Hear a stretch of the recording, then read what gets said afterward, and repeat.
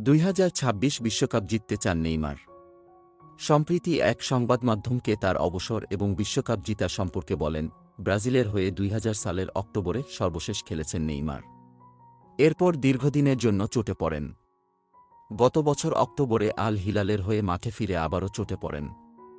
Saudi pro লিগের চলতি মৌসুমের প্রথম অংশে খেলতে পারেননি। এখন আবারও ক্লাব ও জাতীয় দলে ফেরার লড়াইয়ে নেমেছেন নেইমার। গত কয়েকদিন আগে গ্লোব স্কোকার পুরস্কারের মঞ্চে নেইমার তার অবসরের কথা বলেন। তিনি বলেন, আমিও 2014, 2018 ও 2022 বিশ্বকাপে খেলেও ব্রাজিলকে শিরোপা জেতাতে পারেনি। আমার বয়স বলছে 2026 বিশ্বকাপই হতে পারে ক্যারিয়ারের শেষ বিশ্বকাপ। নেইমার নিজেও মানছেন সে কথা, আমি চেষ্টা করব সেখানে 2026 বিশ্বকাপ থাকার। আমি জানি এটাই আমার শেষ বিশ্বকাপ, আমার শেষ সুযোগ।